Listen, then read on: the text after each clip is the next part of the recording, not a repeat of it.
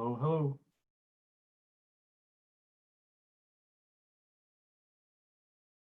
Hey, Tristan. You hear me? Yes, Okay, good. a little quiet, but I have you on speakers that are a little quiet, so. Oh, I can turn me up. Is that better? No, it's the same. Is it better now? Maybe a little. I turned all the way up. I'll just yell. Okay. I think a lot of people use headphones and stuff anyway, and these are like little speakers built into the towers, so Oh, I wouldn't worry too much. I have a microphone, but I also have the headphones plugged into the microphone, so it And I be normally would have headphones on. I just didn't want them while I was talking, so. right. Okay.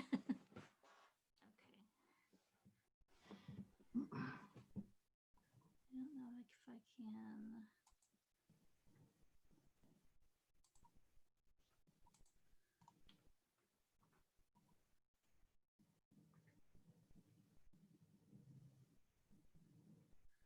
No, I need to go here.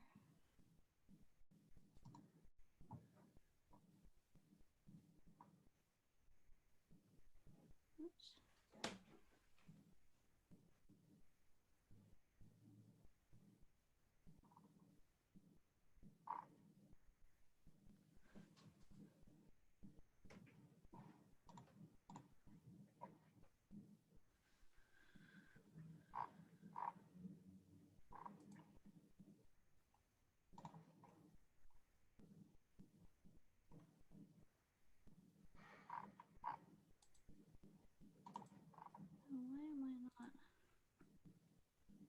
Why is my logo not showing? There you are.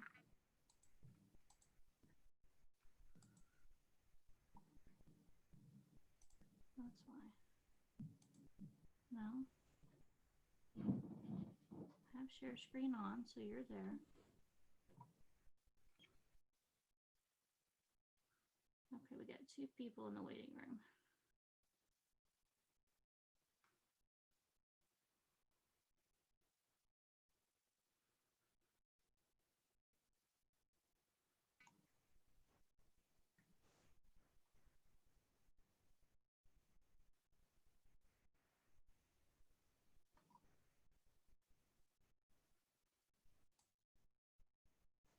I see people are waiting to enter, just a heads up. Yeah.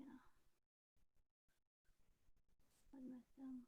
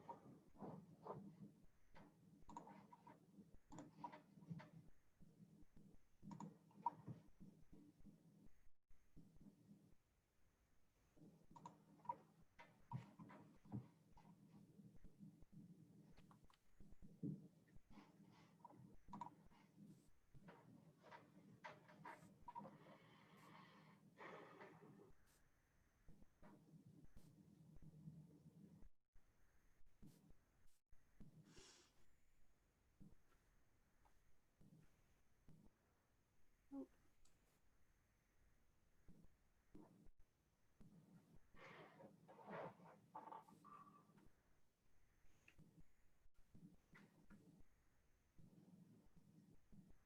Somebody's video came up.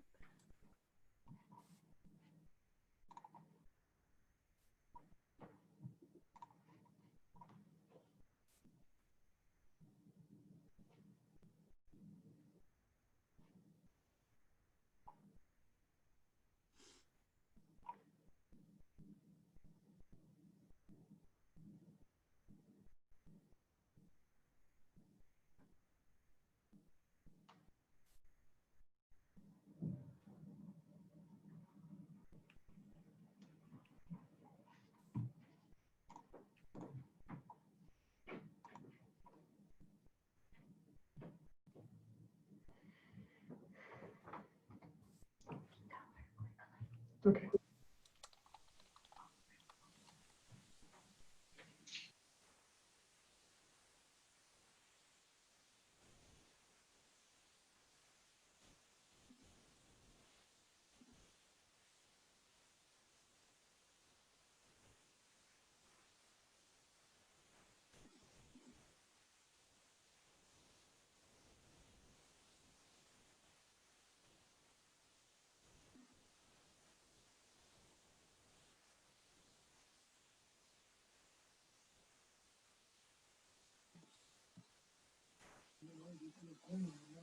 We'll just have your name up there, not mine.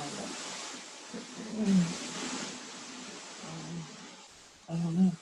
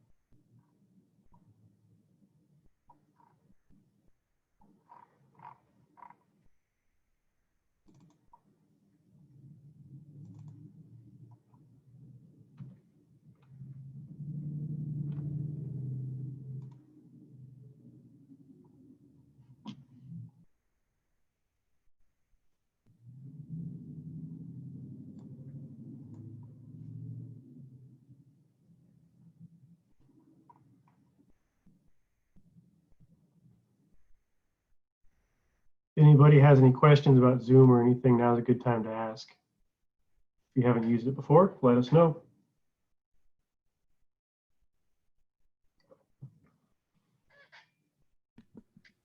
And there's a chat button down here at the bottom of your screen, or you use a chat window, or you can actually unmute yourself. I just ask you to mute yourselves, but you can unmute yourselves over to the right.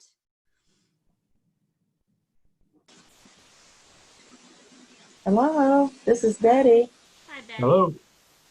I don't know if you can see me, can you? Nope, your video camera is still off apparently. It's on. It's highlighted. I've used this before just a couple of times with friends, but this one, it has Phil up here, but it's neat. I think it's set up so it starts as off. So you might need to click a button to open it while you're in here. I had to.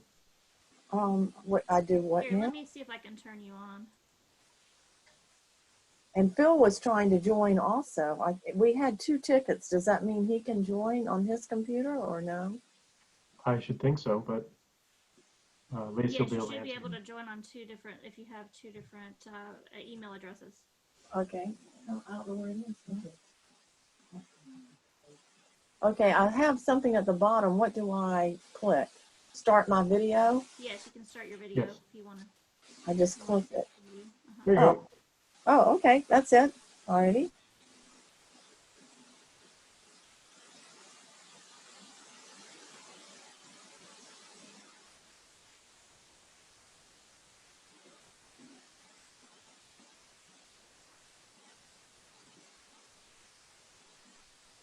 everybody. We may stop your video during this unless you want us to watch you this whole time. Oh, you don't need to see me particularly. You want to stop it or do I stop it? Okay, we can.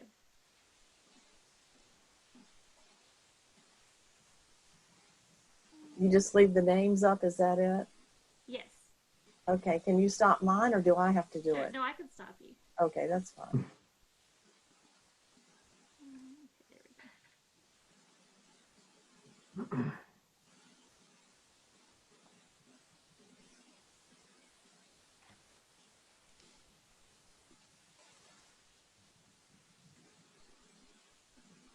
go. So the names will just come up and we will see who the names are. Is that correct? Yes, as you talk, if you unmute yourself, once you start talking, your name will pop up. Oh, okay. Now I can move you back.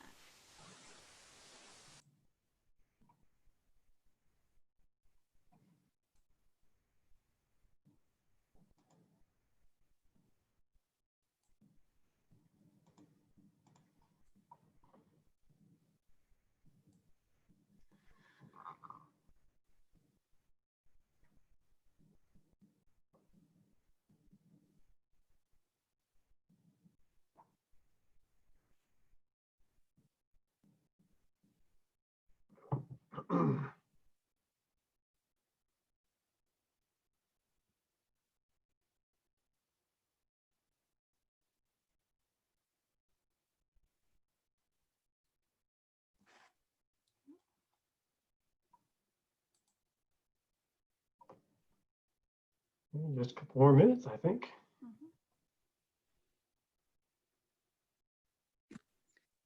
Hey guys, it's Carrie. How are you today? Good, thanks, Carrie. How are you doing? Good. So I just sent, is anyone else on right now? I can't see. Yeah, we've got about 15 people. 15. Yeah.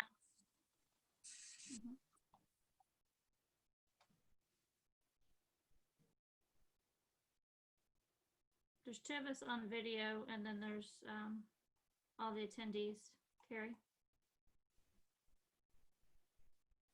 Sounds good. Good luck, everybody. It's a good turnout tonight. Check your text, Lacey, when you have a second. Oh, okay. I have to turn off my camera. Hang on.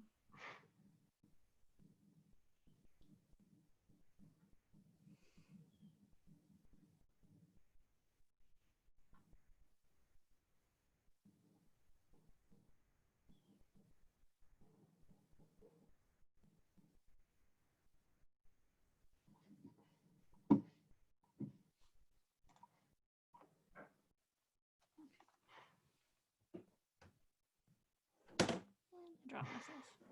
Did you fall down? I fell down. I should have stopped it, shouldn't I? Instead of dropping myself. Oh, let all these people in. Admit all.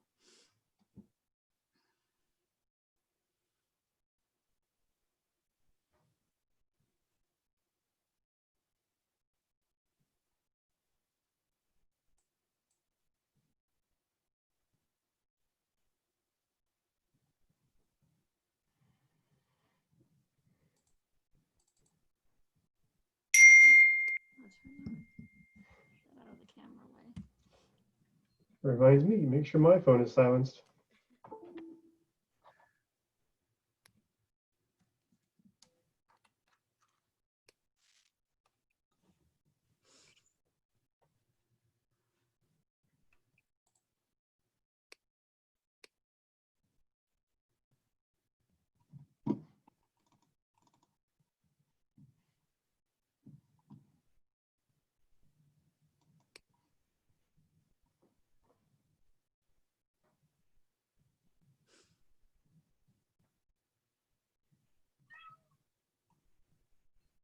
Oh, I heard a kitty. Tristan, was that your kitty?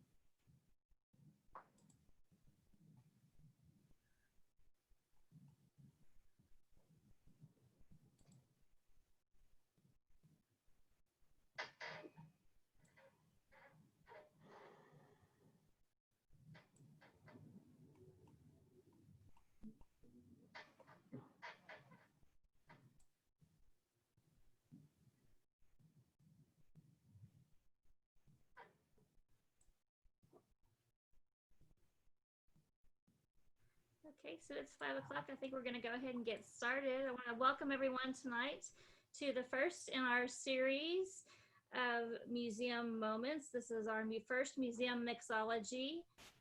We are thrilled to have everyone here. My name is Lacey Ballinger. I'm the Director of Collections and Exhibits at the Tallahassee Museum. The first in our series tonight is going to be a toast to history. And we are going to continue these every week on Thursday evenings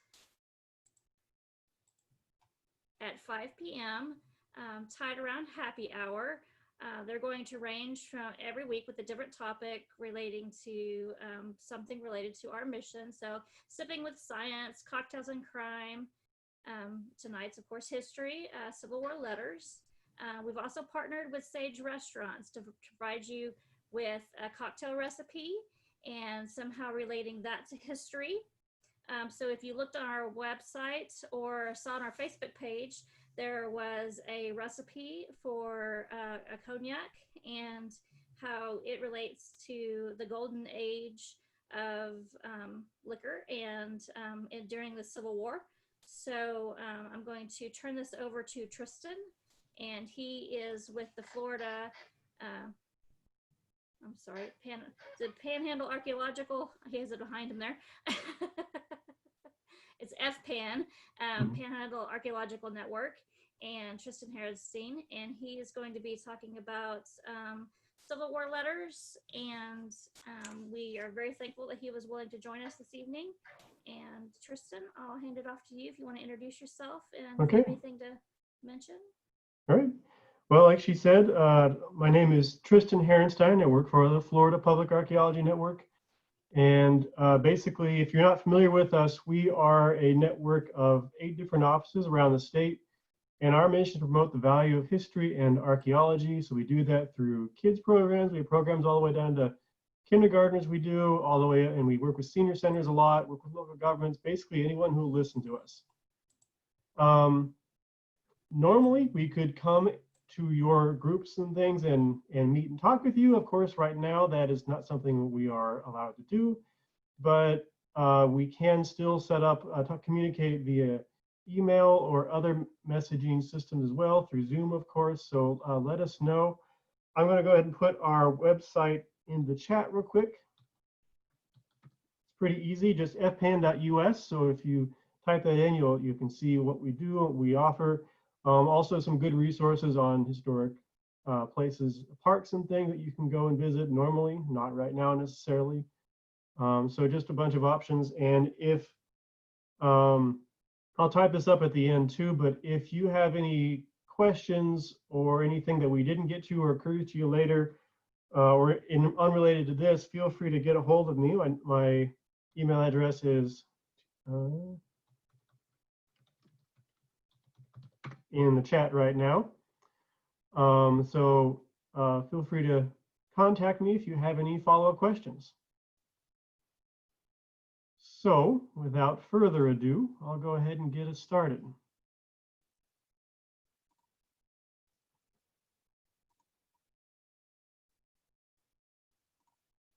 Here we go. Okay, good. So welcome. This is Dear Friends at Home, Accounts of a Union Soldier in Pensacola. So when we read a novel by a good author, they can make us feel like people, places, and events in their books are real, even though they may exist nowhere else than in someone's imagination. On the other hand, when we read a history book, we get lots of good names and dates and other facts, but how often do we feel like what we are reading is real? So how often does it have a personal connection to us? So today I'm talking about a collection of 20 letters written by a Union soldier named Melvin Tibbetts, who was stationed in Pensacola for a portion of the Civil War. I started reading these letters looking for what you might expect. Specifically, I was looking for new archaeological sites, maybe that we hadn't found that might be worth investigating. And I found a lot of good information in there, but what I wasn't expecting is when I got done reading these letters, really studying them, I felt like I knew this man who wrote these letters 150 years ago. And this isn't a phenomenon that only I experienced either. I told a friend of mine about my plan to do this talk and just finished telling about the letters, and she jumped in and just said, "Don't you love it when you get finish those letters, you feel like you know the people?" So today, I'm not really talking about the Civil War or Pensacola in the Civil War. What I'm really talking to you today about is how much personality is encoded in historic documents and how we can get at that personality in a variety of different ways. So the photo we've got up here, this is the Maine 15th. This is Melvin Tibbetts' regiment. There we go. And this is when in their training camp in Maine. So this is the right group of men, just not yet in Pensacola. And this is Melvin Tibbetts. Actually, the photo was taken while he was in Pensacola because it mentions it in a letter. So this is Melvin himself when he was in Pensacola. So there's a bunch of different ways we can kind of start to get to know Melvin. One of them is through how he experiences things. In this case, we know where he comes from. He grew up in an orchard in Exeter, Maine. And now he is in a very different place, a very different experience. So we get to see how he deals with that and how he compares and contrasts these things. So one of the first things he notices about Pensacola is that the soil is just terrible for growing things. And he is absolutely correct. If you live in Pensacola, I've lived in Pensacola, the soil there is very, very, very poor. Another thing he, of course, notices as an apple connoisseur is that apples here, small and rotten, spots on them are a dime a piece. He was not at all impressed with those apples. So that's one way we can kind of start to get to know Melvin a little bit. Climate, of course, is also something that's very different from what he's used to. In this case, though, I was a little surprised because he doesn't complain about how hot and humid it is. He actually complains about how cold it is. So he must have acclimated pretty quickly when they don't have air conditioning. So this photo, the rest of these photos that you'll see here today, were actually taken by a Confederate officer during the standoff between Union-held Fort Pickens on Santa Rosa Island and the Confederate-held mainland right at the beginning of the war. So Melvin isn't here yet at this point, but this is the right area, and they're just some really cool photos. So this one in particular is taken from the Pensacola Lighthouse, which is still there today. You can actually climb it and see from this exact same point, looking across the bay.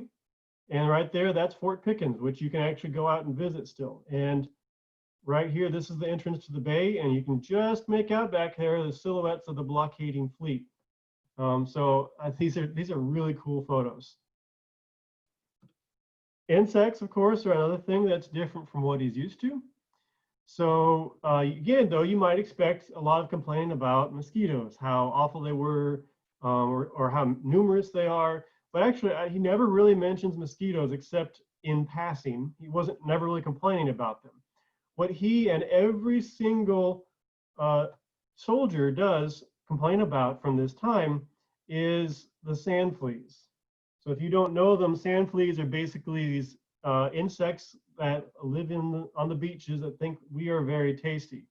And so you have a whole regiment of men camping on the beach, and they think the buffets just rolled in. So they just go a little berserk. Another one that really stuck in my mind, a story of insects, was there was one case where they were actually occupying Pensacola, which was largely deserted. So the soldiers were living in some abandoned buildings, and he was in a warehouse one time, and the warehouse floor flooded, which apparently drove all the insects up into their beds, which is quite you can just kind of imagine that story. So this photo right here, these are, because it's a Confederate officer, these of course are Confederate soldiers. And another thing that he notices that's different from what he's used to is plants and animals. Of course, Florida has very different plants and animals from Maine. one of my favorites is he gets very excited about the Magnolia Tree.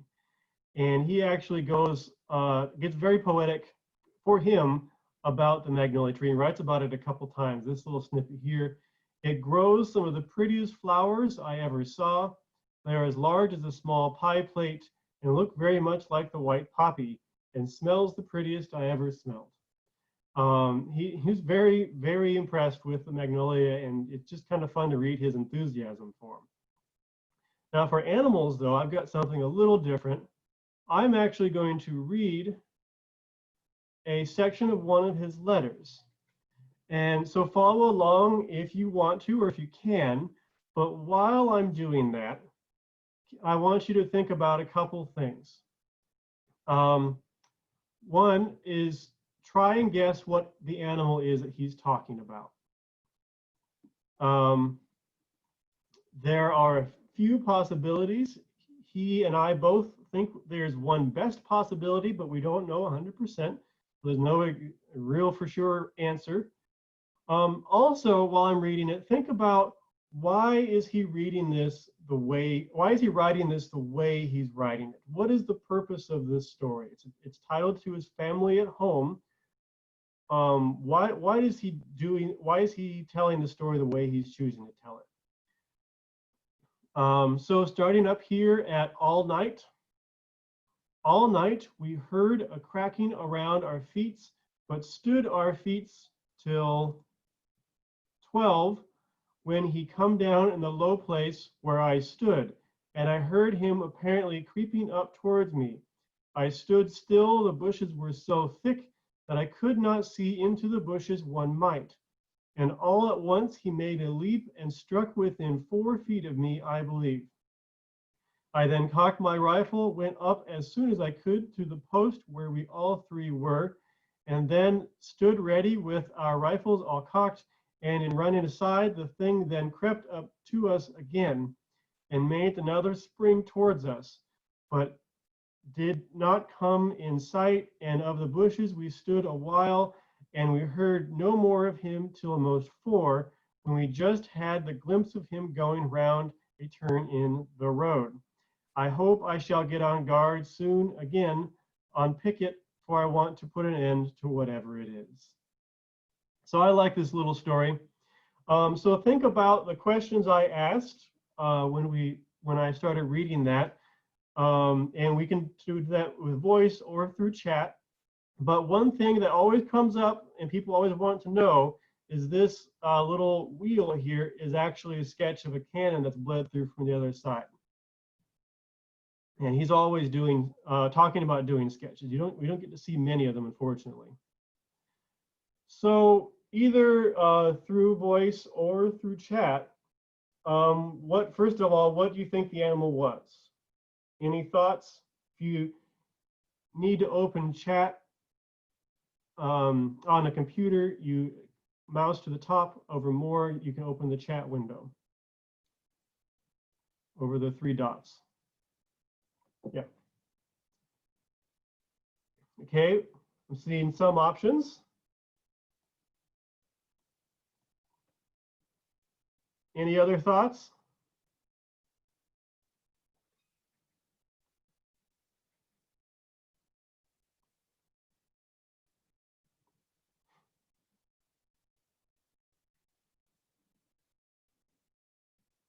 All right, so we've got a good sampling, but the common thread seems to be panther. And, bobcat, larger cat, and that's what I think it probably is, and that's what he ultimately decides as well. There's a later letter where he says he talked to some locals and found out there's panthers in the area, and he says, aha, that must be what it was. So probably a panther, but there's no for sure answer here, and some guys standing in the woods in the middle of the night, imaginations can go wild. I heard a good argument for boar as well. So, but I would go with panther, but that's okay. So my next question I asked, what is the purpose of this letter? Why is he telling this story the way he's telling it? Are there any thoughts? What is the style of this story? Is this a tale of homesickness and woe?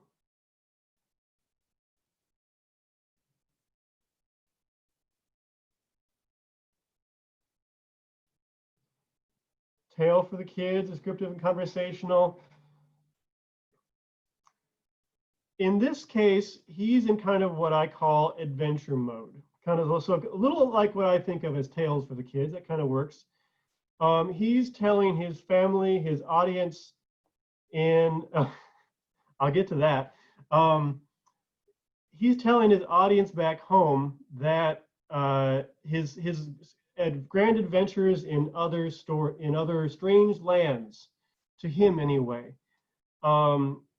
So he's definitely in adventure mode, and you'll see some examples where he's clearly not in as cheerful a mood, not in a mood like this. So definitely you'll get some examples of that down the road. And I like the little hint of bravado at the end. I hope I shall get on guard soon again on picket, for I want to put an end for whatever it is. And I'll talk about this in a little more detail, but it's always worth thinking about who is doing the talking, who are they talking to, and what is their purpose, because that does often influence what they say, how they say things, and what they may include, exclude, or embellish. In this case, it's possible he's embellishing here a little bit. From what I've gathered from his letters and from what I have been able to test as far as like how accurate he's being, he seems to be pretty accurate and doesn't seem to embellish too much, but wouldn't be surprised if there wasn't a little bit in here. So what do we notice about the writing itself? Any thoughts on that? Question, do we know how old he was when he wrote these letters? He was actually 16. That's a little side thing. He lied about his age to get into enlist in the military. So what do you notice about the writing itself? I saw one comment. It looks like a long run-on sentence. And yes, definitely. It's legible. This is one of his better ones. Sometimes his writing is really hardly legible. Funny grammar, yeah, there we go. So things like, we do get some consistent misspellings, like we have H-U-R-D for herd instead of H-E-A-R-D, and there's actually a third one up here, and you'll see more of that throughout the talk. He does occasionally misuse a word. I could not see into the bushes one might. That's the wrong might. And as someone noted already, he does tend to treat punctuation as optional, which can make him really challenging to read, especially if its copy isn't great or if his handwriting isn't as good. He can start with a subject, move to another subject, go back to a subject, and there's no indication punctuation-wise what's happening. And it can make him really hard to follow along with sometimes. So all this together indicates to us that he's not really highly educated. He is educated just by being able to read and write in the time.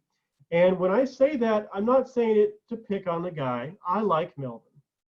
But I also, but if you compare this to what some officers can manage, or when they're really highly educated, you can definitely see a difference. And to say he's not highly educated also is not to say that he is unintelligent. Okay, he is actually really very intellectually curious. He is very interested in the arts. He's always talking about mechanisms and things. He's always talking about sketchbooks. There's actually, you'll see a photo in the next slide that has the original Marine Hospital on the base, which burned down during the bombardment between mainland and Fort Pickens. He camped there after it was burned down, and he goes on this great big long tangent about this amazing new technology where they use a boiler system to bring hot water all throughout the building, which no longer existed. But he was just blown away with how cool that was. So, like I said, I'm not bringing this up to pick on the guy. I'm bringing this up because all of this is part of getting to know Melvin. And even things like the spellings of herd, and you'll see some more examples later, the misuses of words. The first time I came across herd, I thought, is that hard? Is that herd as in herd of animals? And it took me a while to figure out, oh, that's herd as in hearing. But now every time I see that, I know that's how he spells herd. And again, that's part of getting to know him as kind of a person. It feels a bit like getting to know someone's personality quirks, and getting to know them on a more familiar level. So it really is part of the fun, is trying to work your way through some of these difficulties and then getting to know him. Okay? So any other questions? I do not believe herd was spelled this way back then. I have not seen it spelled by anyone else. I have read other letters in this time period. And like I said, I'm not picking on the guy. This is just observing what we have right here. So, okay. All right, so another way we can kind of get to know Melvin is through the types of activities he describes and how he describes them. So one thing he talks about a lot, especially when they were in Pensacola, was picket duty, because Pensacola was not a very defensible location, and they were, in the South. They had to have a lot of picket duty, and it was pretty intense. A lot of his letters are, I just came off picket duty, or I have to stop now, I'm going to go on picket duty. And what they would do is they would go out in groups of 3. One man would sleep, one man would sit awake with the sleeping man, and one man would stand apart from the others on watch. And so it's what the story we just read was actually him on picket duty, and he was the one standing watch, and then none of them got sleep that night because the panther or whatever was after him. So this photo is one of my absolute favorites from this Confederate officer. This is again from the Pensacola Lighthouse, facing kind of northeast. And so the lighthouse, this is actually Fort Barrancas, and this is that hospital that burned down I told you about. It's no longer there. And also we have some camps and things. So this was just really exciting when we were looking for sites, because with the lighthouse and the fort lined up like this, we have potential to maybe find a few of these camps. Unfortunately, it is on an active military base, and they are not really enthused about people going out and doing excavations. So we'll see if that ever happens, but it was still a really neat photo. Another thing he talks about a lot is cooking. When they were stationed in Pensacola, they, like I said, they were in abandoned houses and things, and so he was chosen by his house to be the cook. And he was so proud of this. And it is just a lot of fun to read his enthusiasm and how proud he was.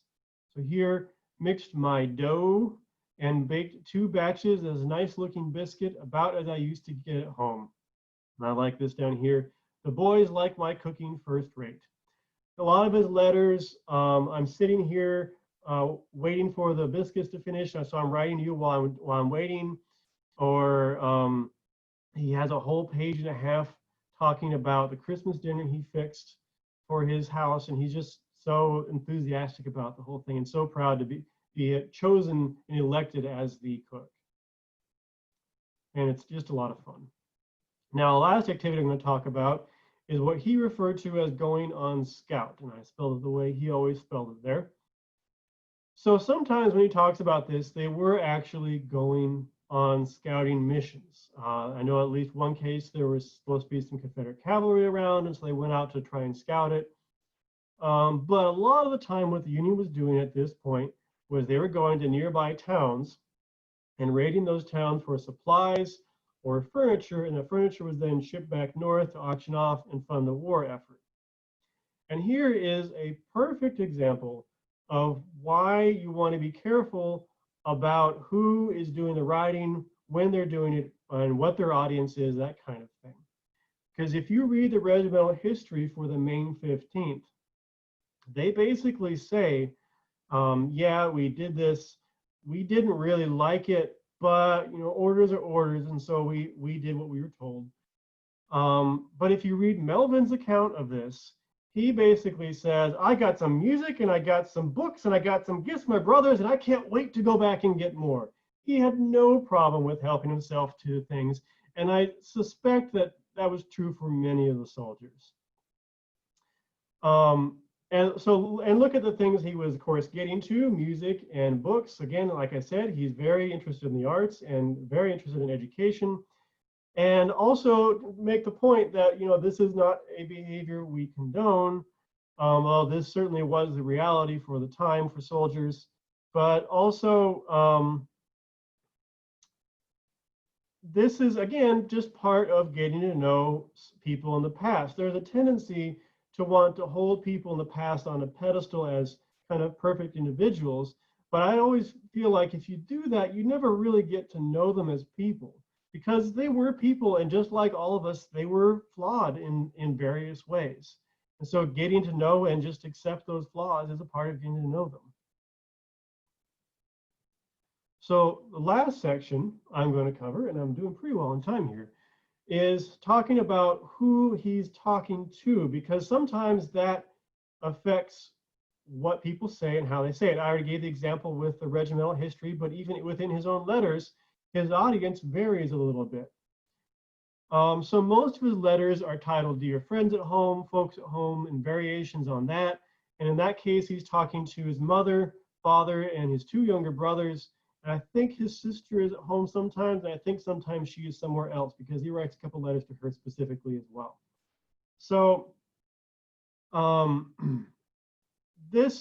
we only have one side of the conversation here, and it's a little hard to really get a lot out of it sometimes, but you get hints at relationships and how much people mean to each other, and kind of really bring home the reality of this as well. So I like this snippet down here. Basically, he's writing a letter, and a ship just came in with letter from home. It brought two pictures. I can remember this. I think it was Corey and Clarence. They looked just as natural as life. And he continues his letter. I'm sitting here by the window as I write this. I can't stop looking at these pictures. I like them so much. It is really endearing. It really brings home the reality of this situation to people. And he has people back home he misses and cares for. And they miss and care for and worry about him. And even though we don't know all the nuances, this is enough to see that this is real, that this is more than just a name on a page. So now I'm going to talk a little bit about what may or may not be indications that there may be some self-censorship in some of his letters. And this is one case where I'm going to present an idea, but you are free to disagree because it is an interpretation and we don't have enough information to know for sure. So I'm going to read snippets from 3 separate letters. These are sequential. They are about 2 weeks apart, and they're very, very interesting. So this first letter here: one bullet came so near my head once that it made the side of my face feel sort of numb and struck in a tree just in front of me. And so he's in adventure mode here. He's telling about exciting things that are happening to him. But I read that and I thought, you're writing this to your family. My family wouldn't appreciate hearing that I'd almost died. But different time, different family. Maybe I'm projecting a little bit too much of myself in here, so I didn't think too much more about it at the time. Letter comes along 2 weeks later, and just look at how different this is. You can tell just by looking that this is a very different kind of letter. So I'll read it for you and you'll see what I mean. We may not meet again. This war is not always going to last, and someone is going to return home to their friends again, and I may be one of them possibly. I have not seen a moment yet that I wish I had not enlisted, and I hope I shall not. So a very different tone from his previous letter, isn't it? You can see it in the handwriting, a little bit more sloppy. The lines aren't as straight as normal. This is a letter where he, for whatever reason, is not in a good mood. He's either not feeling well, he's tired, he's homesick, who knows exactly, but something is different here, and you see it in the handwriting and in the things he writes about. And again, I read this and I just had to wonder, my family would not care to be hearing all of this. I'm a little surprised that he's sharing this with his family. But, you know, same thing again.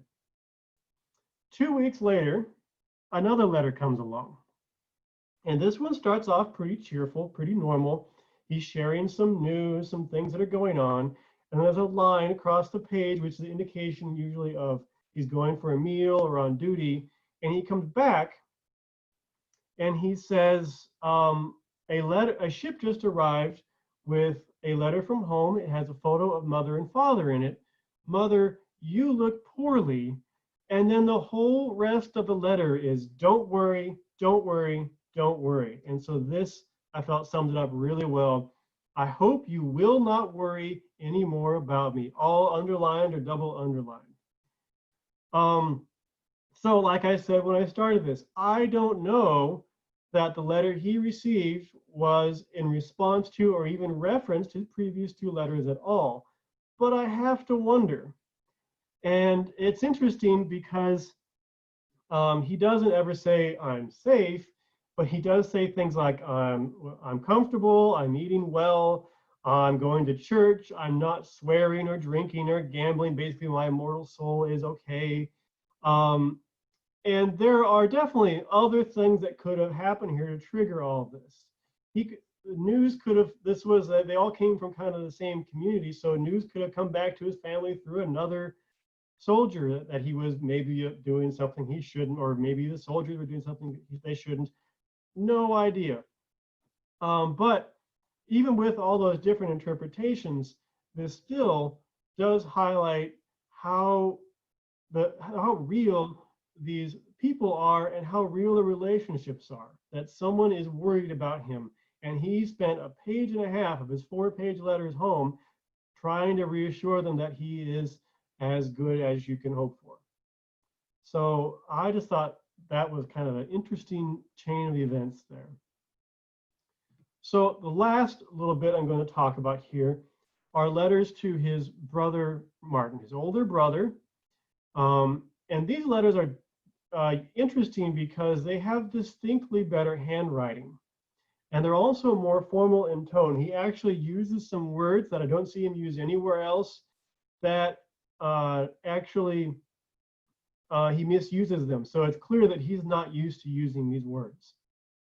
And so for examples here, this is a letter to his family, this is a letter home. I chose two that contrasted just as much as possible because it's hard to really convey how different these letters are in just little snippets. But trust me, they are markedly different. So this one, 1 P.S. You must excuse my writing, for I have had a hard week's work and my hand is not steady. 2 P.S. Perhaps if it was, it would be all the same. That's a bit of Melvin's self-deprecating humor. It comes through a few times in there, and I always enjoyed it. And as a side note, this is the first time that I figured out that that right there is supposed to be a 2. I'd seen 2s in the middle of text, and I had no idea what that was supposed to be. And so this is when I figured out, oh, those are how he writes his 2s. And so now whenever I saw it, I could understand what he was saying better. And so the bottom one here is to his older brother, Martin. And contextually, it doesn't matter, but I'll go ahead and read it. I guess I will tell you about the news we heard last night about Mobile. The news came last night that our fleet was bombarding Fort Morgan. And so my question to you is, what do you think might be going on here that we see this distinction between letters to his family and letters to his brother? What might that suggest about his relationship with his brother? Now, there's a few possibilities, and there's no wrong answer because we don't know. Any thoughts?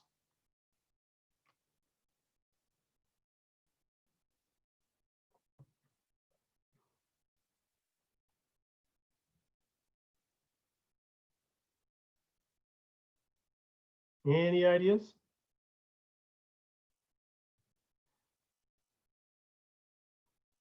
A desire to impress. Yes.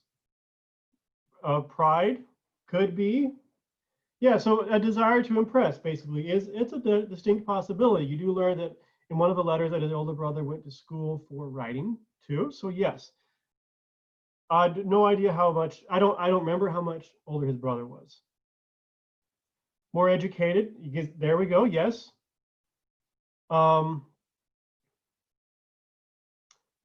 Alternatively, perhaps there's a little bit of tension there between him and his brother, right? That's a possibility. Or perhaps there is some combination of both of those things, because people are complicated and relationships are even more complicated. Again, we don't know the exact answer here, and that's okay, because when it comes down to getting to know Melvin a little better and making Melvin feel more like a real person, this shows us that whatever is going on here, there is something different in this relationship. So that is just kind of fun. I didn't see an indication that he was confiding any more to his brother, but you could try rereading it and maybe see something there. But as you saw, he tended to be pretty remarkably open with his family about a lot of things. Okay, so I'm pretty good on time here. So just to wrap up real quick, like I said at the beginning, I started reading these letters to get information, but when I finished, I felt like I knew Melvin Tibbetts 150 years ago. And this is actually kind of important, not just for the fun of it, but also because when I felt like I knew one soldier who fought and experienced the war and whose families worried about him through the war, that made the whole history around the war more relevant as a result. So when I read the casualty list, 200 men died in this battle, now I know, I knew someone like those men who in that time period, even if Melvin wasn't there. And yes, this is Melvin Tibbetts himself. That is the full photo I showed from one I showed earlier. So I would encourage everyone here, go out and find any historic documents for any subject that interests you. That doesn't have to be a war. It can be anything at all. It can just be a farmer in the early 1900s during the Great Depression. It can be a suffragette. It can be literally anything. How you get these things, you can sometimes find written collections by books that are collections of letters or journals online. Sometimes those are typed, so you will lose the personality that's in the handwriting, which I showed was kind of important. Also, be aware that sometimes they do correct spelling, which, as I said, was also kind of important for getting a sense of feeling like you know the person. If you want to do a little more digging, I'd recommend checking out archives. Any archives will have interesting stuff no matter what. And every archive has something different. So most of the photos you saw actually came from the UWF Historic Trust, that's downtown Pensacola. The letters themselves and a few of the odds and ends, like Melvin's photo, came from the university archives on campus in Pensacola.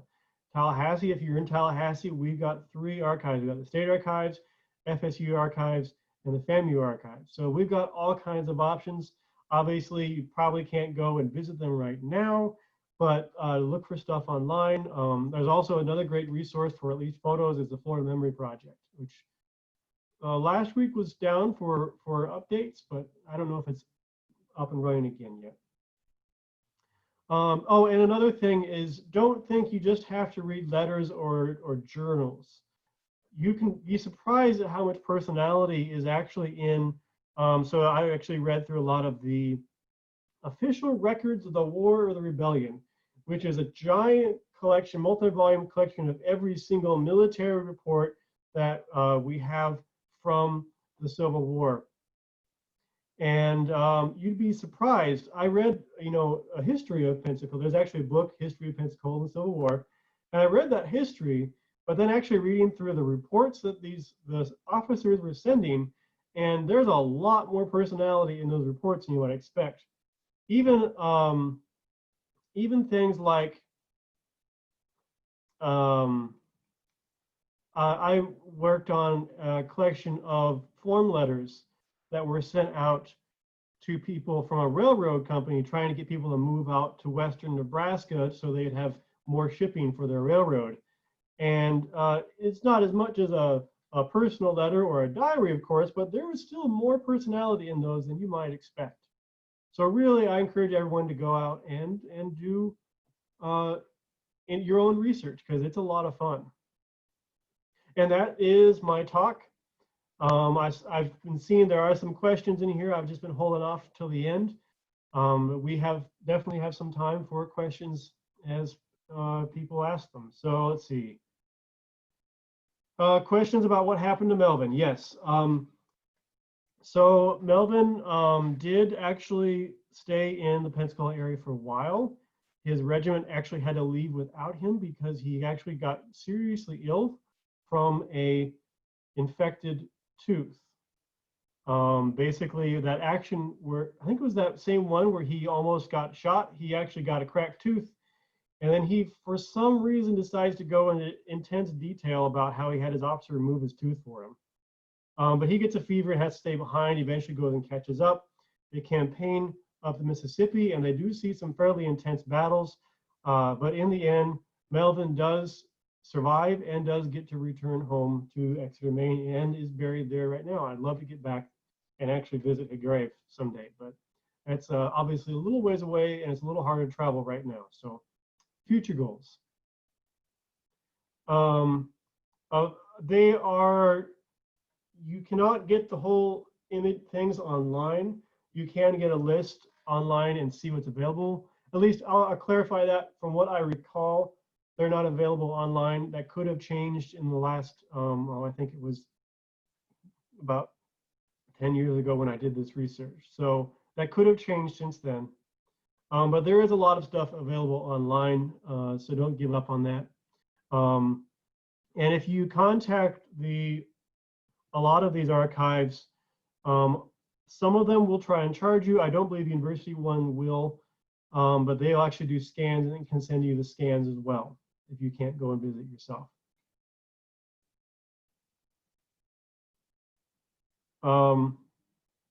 So these letters, how we came across, so who collected these letters, how do we come across them? They were found, so the story is they were found in a piano at an auction. I think that means they're probably found in one of those fold up seats for a piano. But basically a collector bought the letters, and unfortunately the collector split them up based on where they were written. So he actually gave many of the letters, sold many of the letters to Pensacola. Some of them are in LSU, and I wouldn't be surprised if some of them are still in Maine. And I'd like to get a look at some of those. I've seen the LSU ones. I haven't seen the Maine ones, if there are any. I'd love to see the Maine ones, though, if there are, because they didn't really do a good job of separating them out. There's at least one letter in this collection that was written while he was in Maine and one that was written while he was in Louisiana. So I wouldn't be surprised if there's some Pensacola letters that aren't in Pensacola. Yeah, that's how they came about.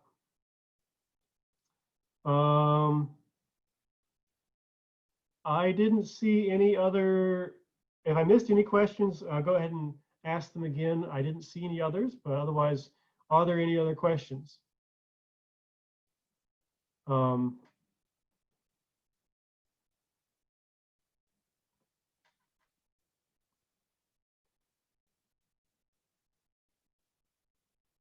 You know, I don't.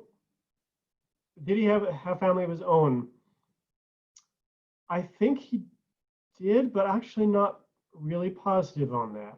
I know I've seen his grave on Find a Grave, but I can't recall right now. It's been a while since I did this research as well, and then I was focused on Pensacola. So I know he's on Ancestry.com too. I know someone looked that up. How long he lived, again, I need to check the grave again to make sure I knew that, but I think he lived a pretty full life. Thank you. I'll go ahead and type it here again. If you, we have other talks we can offer. If you have a group you want us to come and talk to, normally we are, as an organization, restricted based on where our offices are located. Of course, since we're doing Zoom right now, we don't have those restrictions, but our website is just fpan.us. That's the Florida Public Archaeology Network, or fpan.us. And you can contact me, find my contact information on that webpage, or just email me at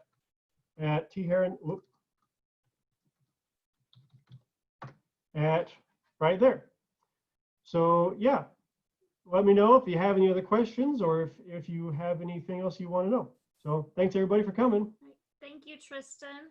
I wanted to cover a couple things before we turned off today. We really enjoyed being able to do this for everyone. I wanted to reiterate that we are partnered with Sage Restaurant. So if you are joining us each week at 5 o'clock on Thursdays, you can run by Sage. They are doing curbside service. You can run by there, pick up the cocktail of the week for this happy hour. Each week will be themed to whatever topic we are covering.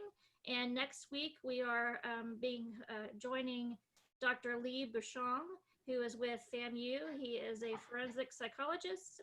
He's also a former retired detective out of Miami. And he will be discussing the 5 most unusual, disturbing crime scenes he's ever visited and investigated.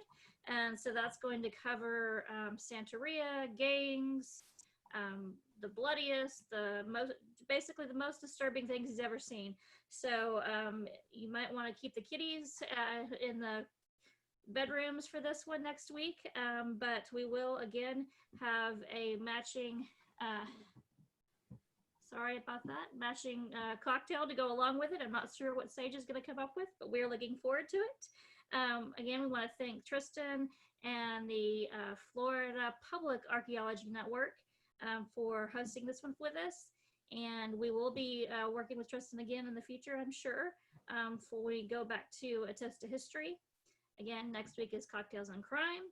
And if you enjoyed it, please take a moment to go to our Facebook events page and check out our virtual tip jar. Or you can go on our website and find that tip jar. We would really appreciate anything you could offer since we are currently closed.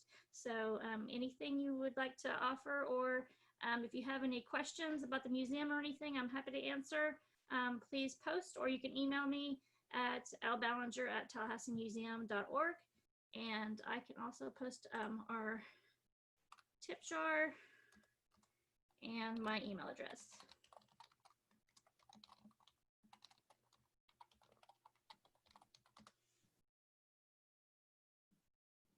Next week's Zoom meeting will be the same type of posting. We'll do the links via our website, and I will send you the link to Zoom, as well as you can do it through our Facebook page or Instagram, either way.